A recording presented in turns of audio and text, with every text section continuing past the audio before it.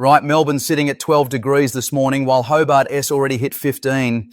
Yeah, you heard that right. Is your city about to cop a massive temperature swing that could see the mercury jump 20 degrees in under 48 hours?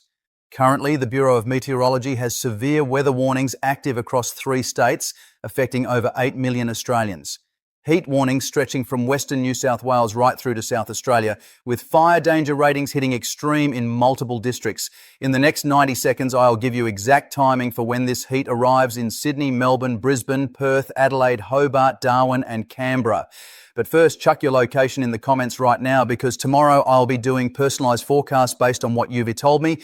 And trust me, the models are showing some pretty significant differences depending on where you are. Sydney, URE looking at 28 today, jumping to 34 tomorrow. Then Friday could hit 37 degrees. Melbourne, currently that cool 12, you'll see 22 by tomorrow. Arvo, Friday pushing 32. Brisbane steady at 31 today, 33 tomorrow. Friday 35 with increasing humidity. Perth, you've got 36 today.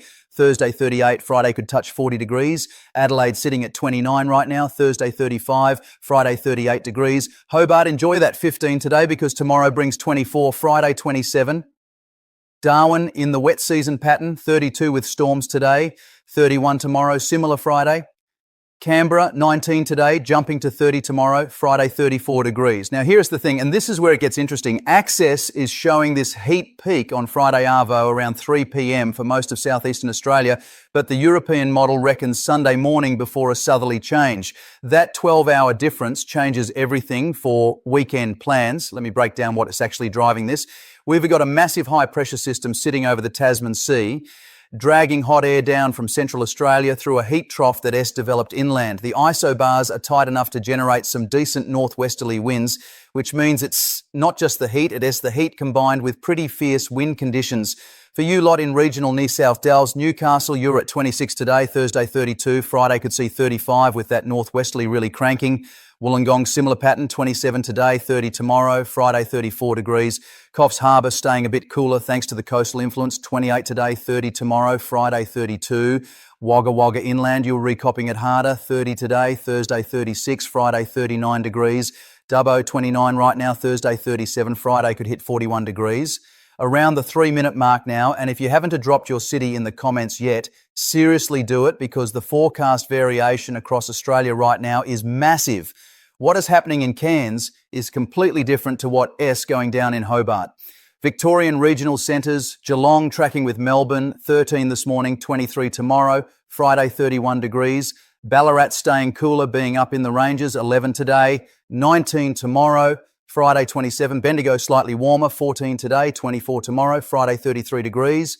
Shepparton in the northeast, 16 right now, Thursday 26, Friday could see 35. Queensland beyond Brisbane, Gold Coast at 30 today, 32 tomorrow, Friday 34 with that humidity really building.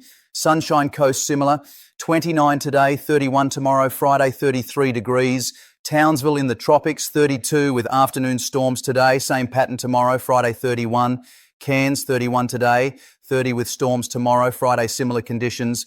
Toowoomba up on the range, 27 today, 29 tomorrow, Friday 32 degrees. There's one thing that S got me concerned, and I'll get to that around the 10-minute mark, but it involves a potential cut-off low that could completely change the weekend forecast for southeastern Australia, Western Australia. Bunbury down south at 28 today, Thursday 32, Friday 35 degrees. Geraldton further north, 34 today, 36 tomorrow, Friday 38. Kalgoorlie inland, 32 right now, Thursday 37, Friday could hit 42 degrees. Broome in the northwest, 34 with storms today, 33 tomorrow, similar Friday. South Australia regional areas, Mount Gambier in the southeast at 23 today, 28 tomorrow, Friday 31 degrees. Whyalla on the coast, 31 today, Thursday 36, Friday 39. Port Augusta further north, 33 right now, Thursday 38, Friday could see 41 degrees. Tasmania beyond Hobart, Launceston at 14 this morning, 22 tomorrow, Friday 26 degrees. Devonport on the north coast, 15 today, 21 tomorrow, Friday 25. Northern Territory, Alice Springs in the centre, absolutely cooking, 37 today, Thursday 39, Friday 41 degrees. Catherine in the top end, 34 with storms, 33 tomorrow. Friday, similar wet season pattern. Hang on, let me clarify that Alice Springs forecast, because the overnight minimums are staying brutal. We're re-talking 26-degree overnight lows, which means no relief from the heat whatsoever. Canberra, I mentioned earlier, but the surrounding areas like Queen Bayan tracking similar, 19 today, 29 tomorrow, Friday, 33 degrees. Now, about that model tension I mentioned, currently Access is showing the southerly change hitting Melbourne around midnight Friday into Sunday, which would bring temps down to 22 by Sunday arvo. But the European model suggests the change stalls offshore and doesn't push through until Monday morning. This 100k difference in timing changes everything for Melbourne and Geelong. Tomorrow morning, S runs should sort this out, so definitely check back, because if that change stalls, Sunday could still hit 34 degrees in Melbourne instead of the 22 we're hoping for. The fire danger situation, and this is critical, total fire ban declared for Friday across the Mallee, Wimmera, Northern Country and North Central districts in Victoria. Extreme fire danger ratings, South Australia, similar story for the Mount Lofty Ranges, York Peninsula and Mid-North. New South Wales, total fire ban for the Central Ranges and Northwest Slopes. This is serious stuff. If you in these areas, have your bushfire plan ready, back to the coastal areas, because there's a compounding factor here. The northwesterly winds ahead of the change are going to be pushing 80 kilometres per hour in exposed areas. Combined with the heat, we're looking at extreme fire weather. But for coastal communities, it also means big seas. Sydney eastern beaches, Friday you are looking at 3 to 4 metre swells, powerful rips, not a day for swimming. The rainfall situation is pretty dire across most of southeastern Australia. Sydney, 0 millimetres forecast through Friday. Melbourne, 0. Adelaide, 0. Brisbane, there's a 20% chance of a late storm Friday arvo, maybe 5 to 10 millimetres if you're lucky. That is pretty patchy though, I wouldn't count on it. But here is where it gets interesting for SEQ. The models are showing a monsoon trough dipping further south than usual next week, which could finally bring some decent rain. We're talking potential for 50 to 100 millimetres across the scenic rim, Jimboomba area that's been doing it tough. But that S still 5 to 7 days out, so massive uncertainty around timing and amounts. Around the 12-minute mark now, and I'm genuinely keen to hear from you in the comments.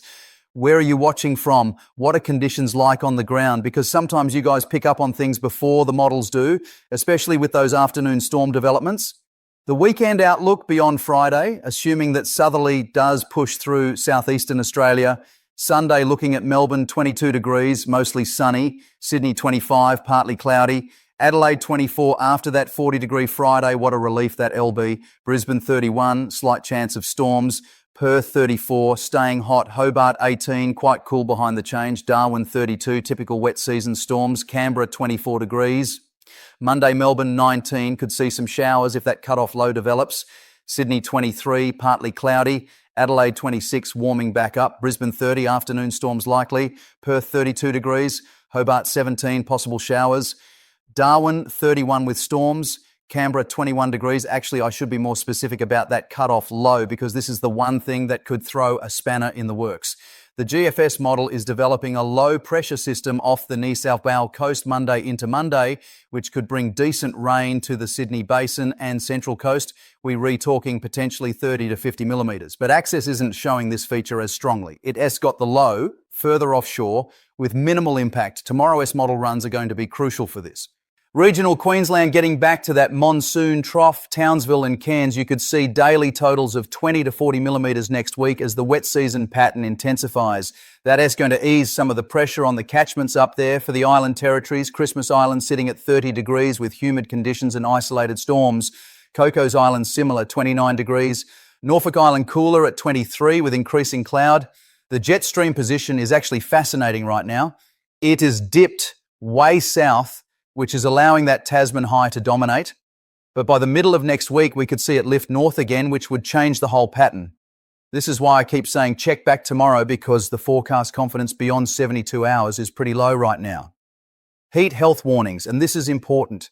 If you in Adelaide, Melbourne or inland near South Alban, you hitting those high 30s to low 40s on Friday, make sure you're staying hydrated, checking on vulnerable family members and neighbours, keeping your pets safe. Heat kills in Australia. It's not something to muck around with. The feels like temperatures with humidity are going to be brutal in Brisbane and the Gold Coast Friday. 34 degrees with 70% humidity feels more like 42 degrees. That is dangerous territory, especially for outdoor work. Yeah, look, I know this isn't ideal for those of you who've had enough of the heat. Summer has been a bit of a mixed bag this year. Lots of promised storms that Haven Tea delivered for many areas, particularly SEQ, where some of you have only seen 50 millimetres in 2 months. That is pretty rough. But the Indian Ocean dipole is neutral right now, and ENSO is trending towards neutral conditions as well, which typically means we should see more regular rainfall patterns developing as we head into autumn. The question is when that transition happens. Bit of a rough trot for the Mornington Peninsula and other parts of Victoria desperate for rain. That change Friday into Sunday might bring 10 to 20 millimetres for coastal areas, but that's not guaranteed. The air mass behind the change is pretty dry. One location that could cop something unexpected is Koombaba and the northern Gold Coast hinterland. There's a possibility of isolated severe storms Thursday afternoon with the heat and humidity combining. We could see large hail, damaging winds. The shear profile is pretty good for supercells. I'll have more details on that tomorrow once we see the morning soundings. The longer range outlook into next week shows that southeasterly pattern re-establishing for New South Wales and Queensland, which typically brings morning cloud, afternoon clearing. Temperatures moderating to the mid to high 20s for the capitals. More settled conditions for Victoria and SA after the weekend change. Fire danger drops significantly behind the change, which is good news. By Monday, we hurry back to low moderate ratings across most of southeastern Australia. For those of you planning weekend activities, Friday is obviously a write-off for outdoor sports in the heat-affected areas. Sunday looking better once that change moves through. Monday could be impacted by that potential coastal low, so beach conditions might be ordinary for the Sydney and Central Coast regions. The Fremantle Doctor should provide some relief for Perth Friday afternoon, but we're still looking at a top of 40 before that sea breeze kicks in around 2 p.m. Bunbury and areas south should see the breeze earlier, maybe around midday. Northern Australia, the big wet continues as expected for this time of year. Darwin, Catherine, that daily storm pattern just keeps rolling through. Catchments are full, which is great for the dry season ahead, but it does mean flood watches remain current for some river systems. Reckon the most interesting part of this forecast is that Friday to Sunday transition. The model should nail down the timing better tomorrow morning. If you're remaking weekend plans, I'd seriously suggest waiting until then before committing to anything outdoors in Victoria or SA. The pressure gradient Friday afternoon is going to be intense. We're re-looking at a 20 hectopascal difference over just 500 kilometres between the inland heat trough and the Tasman High. That what S, generating those 80k winds. If there's one thing to remember from this forecast, Friday is the peak of the heat. But the timing of the southerly change has big uncertainty. Don't assume it'll come through when you want it to. I'll be tracking all of this overnight and tomorrow morning, running through the latest access runs, comparing with the international models, and I'll have a much clearer picture for you by tomorrow afternoon. The forecast is evolving pretty quickly right now. Final thing on the tropical systems, there's an area of interest in the Coral Sea that the models are sniffing around for potential development next week. Too early to call it a cyclone threat, but worth watching. I'll keep you updated on that as well. Appreciate all of you taking the time to watch and drop comments. Your on-the-ground observations genuinely help, especially when we're re-dealing with these marginal storm setups where 5 kilometres can make the difference between a direct hit and nothing.